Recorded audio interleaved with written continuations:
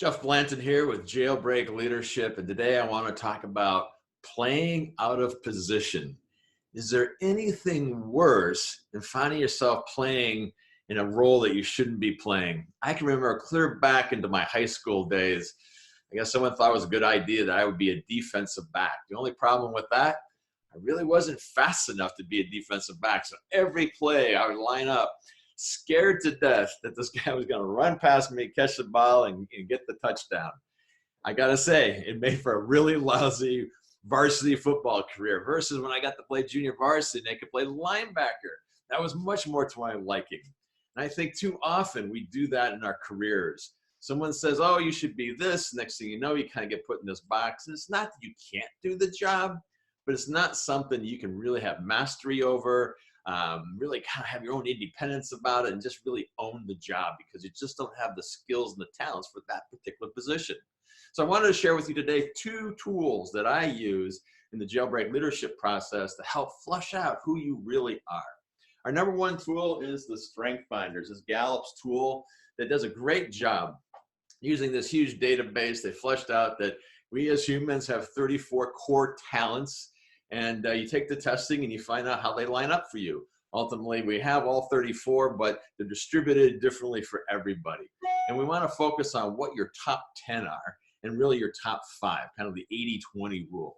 And these are your strengths, and understanding what they are and how they play out for you is really key.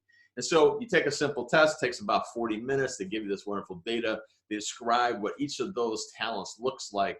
And then you have an opportunity to think about, how does that show up in my life? When am I using that particular tool? And then in our process, we like to ask people to tell stories about when they're doing something where they were really good at it. And then examine that. And typically we'll find out that it was an opportunity where you're using like all 5 of your top strengths. And so it's not just when you're using one of them, but what happens when you start to integrate them? So job 1 is, what are my inherent strengths and talents? Really powerful tool. It's one of the very first things we do in the Jailbreak Leadership Process, because you can't be your best self without understanding what is available to you, what's in your hand, what's available, where and how do I show up doing my best work. A tool that I got involved with recently, which I think is much more involved, is called the Enneagram. It's actually some very, very old tool that hit modern psychiatry, I guess, maybe in the 50s or 60s. But what it explores is our ego, our ego. And if you think about it, our ego is really the thing that's sort of running our show. It's the thing in the background that kind of says, do this instead of doing that.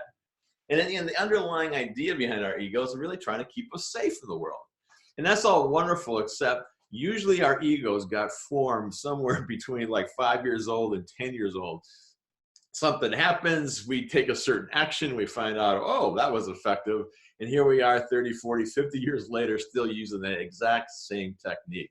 Super powerful tool, little more difficult than Strength Finders that kind of flesh out what your typical ego type is. There's 8 of them. But once you land on it, oh my goodness, the information that comes out of this makes you realize, oh man, that is who I am. And yes, I do that. And the tool is very dynamic.